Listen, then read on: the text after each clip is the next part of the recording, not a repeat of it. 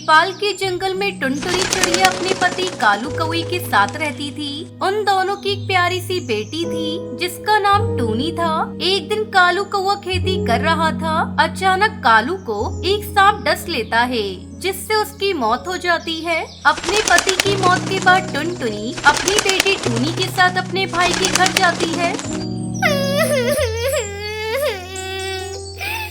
मैं बर्बाद हो गई भैया। तुम्हारे जीजा जी अब इस दुनिया में नहीं रहे। आपके सिवा अब इस दुनिया में हमारा कोई नहीं भैया। आज से मैं अपनी बेटी के साथ यही रहूंगी। तुम्हें चिंता करने की कोई जरूरत नहीं बहना। मैं तुम्हारी और तुम्हारी बिटिया की देखभाल करूंगा। पिंकी, अरे ओ पिंकी, मेरी बहन आई है, इसे कुछ खिलाओ पिलाओ। तब तक आप लोग कमेंट में बताएं 100 - 67 कितने होते हैं।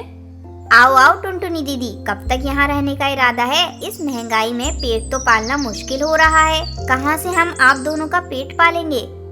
ऐसे मत बोलो भाभी। आप लोगों के सिवा मेरा इस दुनिया में कौन है? मैं कहाँ जाऊंगी? मैं आप पर बोझ नहीं बनूंगी। भैया के ढाबे में काम करूंगी। ठीक है, ये लो रात की बची हुई रोटी है और थोड़ी सब्जी है। खुद भी खा लो और अपनी बेटी को भी खिला दो। पिंकी, तुमने सुबह में रसगुल्ले बनाए थे ना, लाओ लाकर मेरी प्यारी भांजी को दो। कहाँ से लाकर दूं? सारे के सारे रसगुल्ले खत्म हो गए। रहने दो भैया, मेरी गुड़िया रसगुल्ले नहीं खाती। हम ये रोटी सब्जी खा लेंगे। अगले दिन टुनटुनी अपने भाई के ढाबे पर काम करने जाती है। बहना, मैं बहुत दिनों से समोसे बेचना चाह रहा था, पर कोई भी अच्छे समोसे बनाने वाला नहीं मिल रहा था। अब तुम आ गई हो तो आज से ही समोसे बनाना शुरू कर दो। जितने भी समोसे बिकेंगे मैं आधा मुनाफा तुम्हें दूंगा। हाँ हाँ भैया, आप मुझे सारा सामान दे दो, मैं समोसे बना देती हूँ। इस तरह टुनटुनी अपने भाई के ढाबे पर समोसे बनाने लगती है। कुछ ही दिनों में गोलू के ढाबे की कमाई दुगनी हो जाती है। एक दिन गोलू चिड़ा की पत्नी पिंकी उससे कहती है, क्या जरूरत है जी अपनी बहन को आधा मुनाफा देने की? समोसे बनाने का सारा सामान तुम देते हो, दुकान भी तुम्हारी है। टुनटुनी तो सिर्फ समोसे बनाती है। मैं तो कहती हूँ उसका आधा मुनाफा बंद करो। बोल देना आजकल आमदनी कम हो रही है, और यदि नहीं माने तो उसे यहाँ से जाने को कह देना।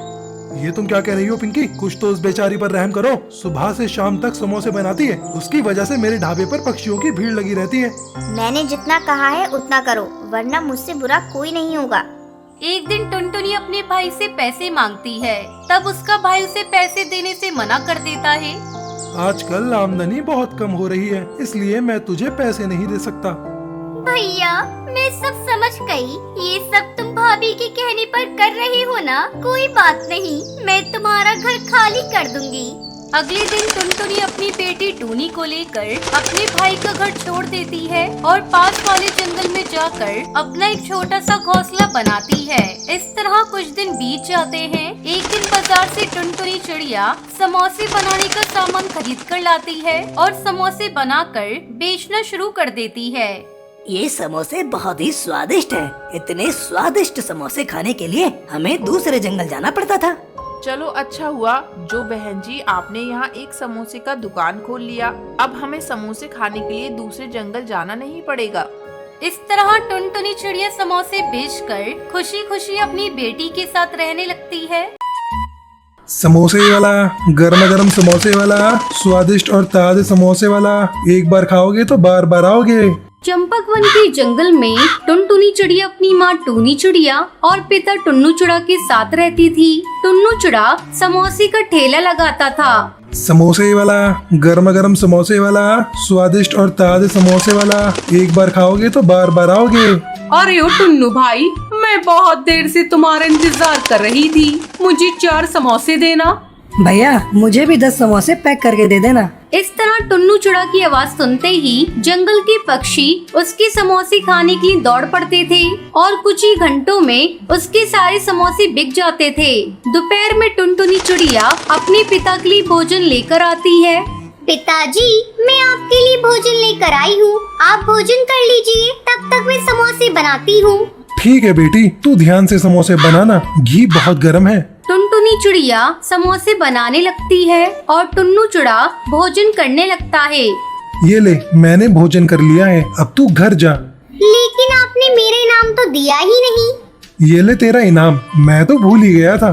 टुन्नू चिड़ा टुनटुनी चिड़िया को कुछ पैसे देता है। टुनटुनी चिड़िया खुशी खुशी घर आती है।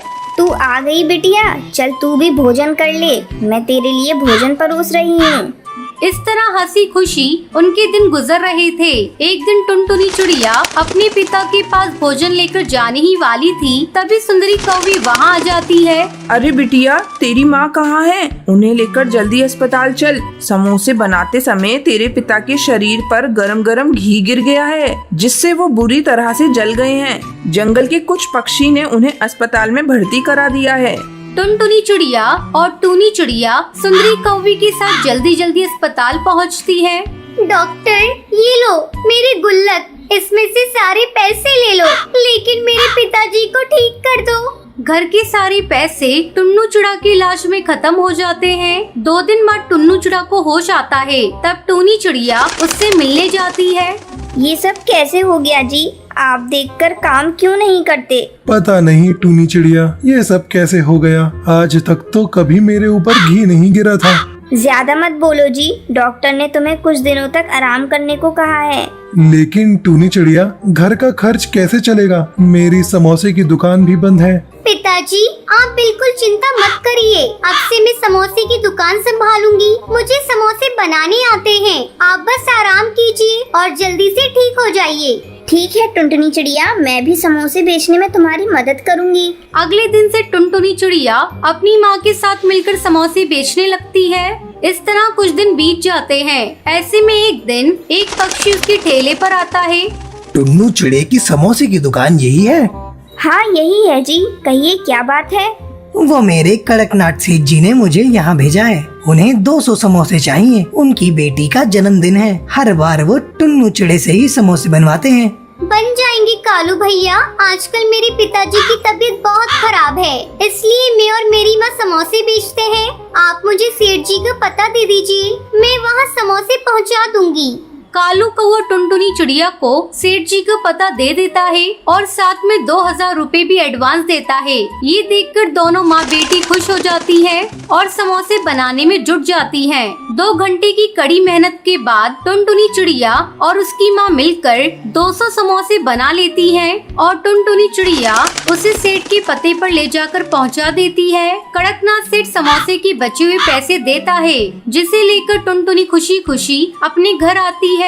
फिर वो पैसे अपने पिताजी को देते हुए बोलती है, पिताजी ये लीजिए 5000 रुपए। आज मैंने कड़कनाथ सेठ के लिए 200 समोसे बनाए हैं, उसी के ये पैसे हैं। एक साथ इतने पैसे देखकर टुन्नू चिड़ा बहुत खुश होता है। टुनटुनी, ये सब तेरी मेहनत और लगन का नतीजा है, नहीं तो हम लोग आज बर्बाद हो गए होते। कुछ दिन बाद टुन्नू चिड़ा पूरी तरह से ठीक हो जाता है और समोसे बेचने लगता है। अब समोसे बेचने में टुनटुनी चिड़िया भी उसका हाथ बटाती थी। इस तरह उनका पूरा परिवार खुशी खुशी रहने लगता है। एक घने जंगल में कालू कौवा अपनी पत्नी टूनी के साथ रहता था। वो समोसे बेचकर अपने परिवार का खर्च चलाता था। जंगल के पक्षी कालू कौवे के ठेले से समोसे खरीदकर मजे से खाते थे। कालू कौवे के समोसे की बिक्री देखकर टुनटुनी चिड़िया उससे जलने लगी और एक दिन उसने भी अपने समोसे का ठेला कालू कौवे के ठेले के सामने लगा दिया।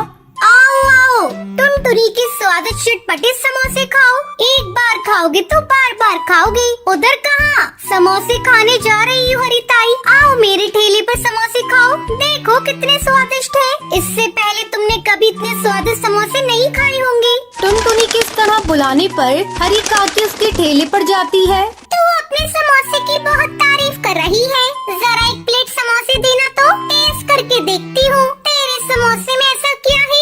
हाँ हाँ हरिताई, एक बार क्या 100 बार मेरे समोसे टेस्ट करो, हर बार तुम्हें नया स्वाद मिलेगा। हरी काकी टुनटुनी के समोसे खाती है और तारीफ करने लगती है। अरे टुनटुनी, तेरे समोसे तो सचमुच में स्वादिष्ट है। मुझे तो लगा तो झूठी तारीफ कर रही है, लेकिन ये तो वाकई में लाजवाब है। मैं तो अब से रोज तेरे समोसे खाऊंगी। टुनटुनी के समोसे जो पक्षी खाता वो उसकी तारीफ करता। इस तरह उसके समोसे धड़ाधड़ बिकने लगे। उधर कालू कौवे के समोसे को खाने के लिए कोई भी पक्षी नहीं जाता, जिससे कालू कौवा बहुत दुखी हो जाता है। इस तरह कई दिन गुजर गए। मैं ऐसा क्या करूं कि पक्षी फिर से मेरे ठेले पर समोसे खाने के लिए आने लगे। मुझे कुछ न कुछ करना होगा, नहीं तो मैं भूखा मर जाऊंगा। कालू कौआ टुनटुनी के पास जाता है। बहन, तुम अपने समोसों में ऐसा क्या मिलाती हो जिससे तुम्हारे समोसे जल्दी ही बिक जाते हैं? मुझे भी वो सीक्रेट बता दो, मैं कहीं दूर जाकर अपने समोसों का ठेला लगाऊंगा। अरे तुम पागल हो गई हो क्या? मैं तुम्हें अपना सीक्रेट बताकर अपने धंधे को क्यों खराब करूं? अब जाओ यहाँ से। कालू बिना कुछ कहे अपने ठेले पर वापस आ जाता है। लगता है अब मुझे ये काम बंद करना पड़ेगा, अब इससे मेरा गुजारा नहीं होगा।